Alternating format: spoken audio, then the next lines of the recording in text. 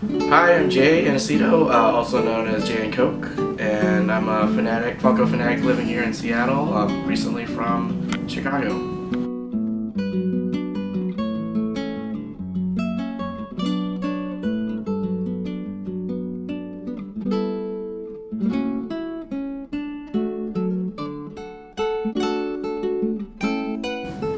I've been living in Seattle almost over half a year now, since last summer, right after San Diego Comic-Con, for a new job, and it's been quite a wild ride just to adjust to a whole new city and a whole new region.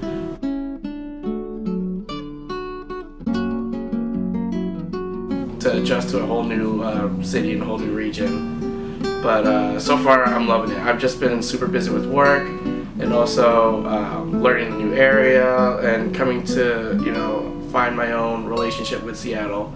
But one of the biggest things is also, of course, being very close to Funko HQ in Everett, Washington, and that's been an awesome feeling to be very close to where the magic happens, essentially. But obviously up here are all my grails, all my rare items, and a lot of stuff from very exclusive events. From Funko HQ opening to Fun Days and other things. So some of the special stuff are probably the Freddy Flux from my first Fun Days from like 2 years ago. This is probably one of the coolest Freddys that I've seen ever. So it's a very unique box and design, I think. And then probably my most valuable one probably is either Chrome Batman right here. That's also from my first time at the Funko booth at San Diego Comic-Con. That was my first San Diego Comic-Con too. I was just wasn't really sure which one would be blown up, but I still thought he would look really cool. So I'm really glad to have that one. And probably one of the early, I guess one other one I can just point out is this Ochako mask here, right? So that's also from the same San Diego first time I went there.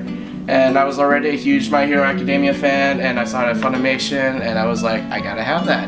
And thankfully it was readily available, and I grabbed a couple of them, and I haven't looked back since. So I'm so glad that My Hero Academia has blown up so much. So that's one of my favorite pieces as well. And then as you can see on the bottom here, I've got a lot of the DC Artist Alley collectibles with the Batman and the Flash by Chris Uminga, I think. And I just bought a few, and then next thing I know, I bought a whole bunch of the variants, and they look awesome in person.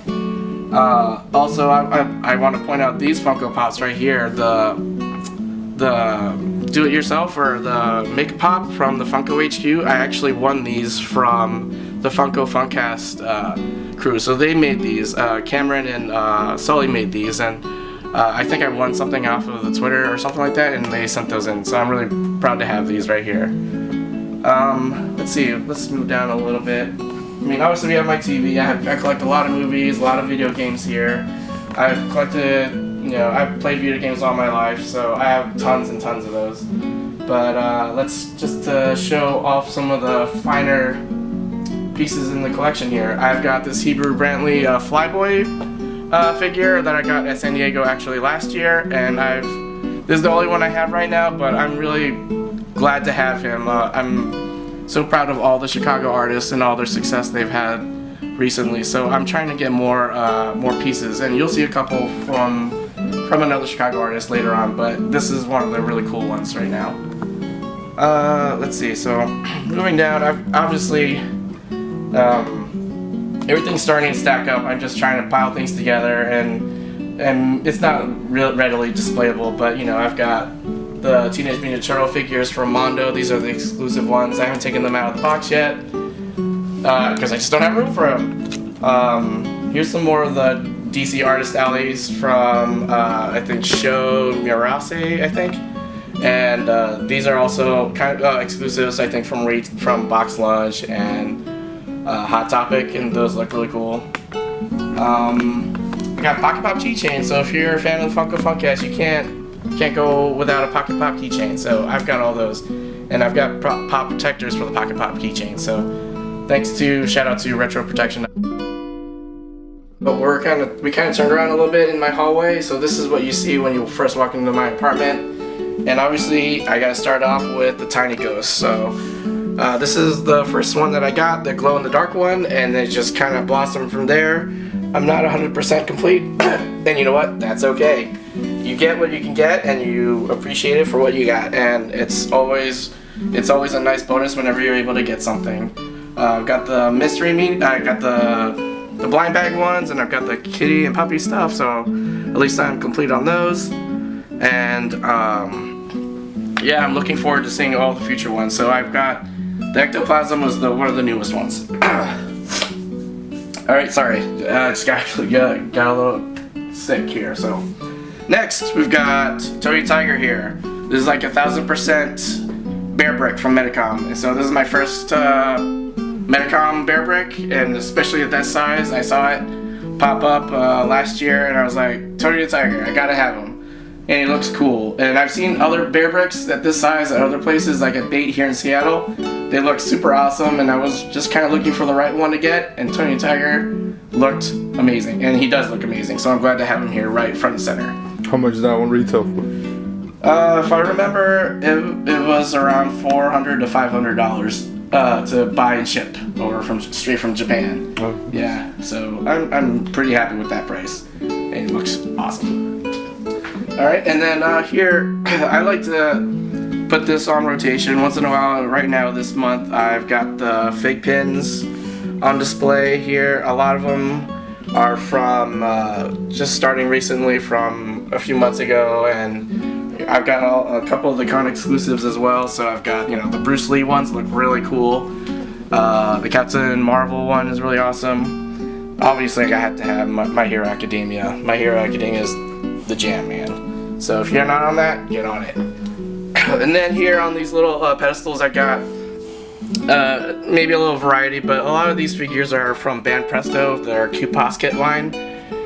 I actually just got these Disney ones at Emerald City this year, and I was so surprised to see them because I think there was some really weird stuff with the license, and I couldn't find anywhere in the US that sells them, but once I saw them at the con, I was like, I had to have them. I'm hoping to find the Mulan one next, so I'm just keeping an eye out for that. And yeah, that's pretty much it for that.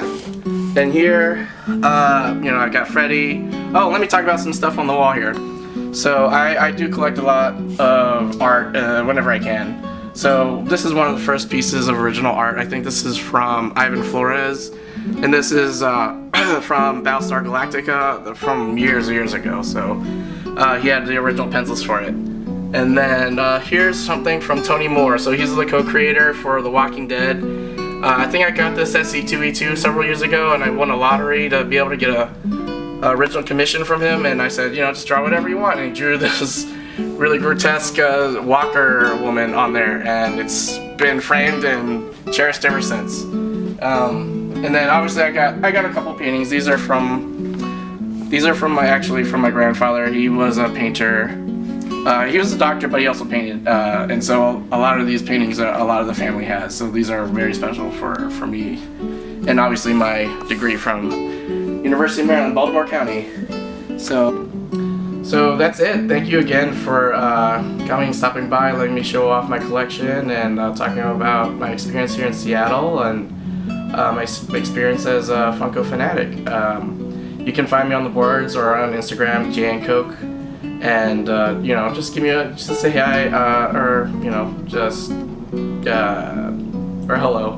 But you know, hopefully I'll see you at C2E2 in a couple of days, or at C2E2 2020. So, see you then.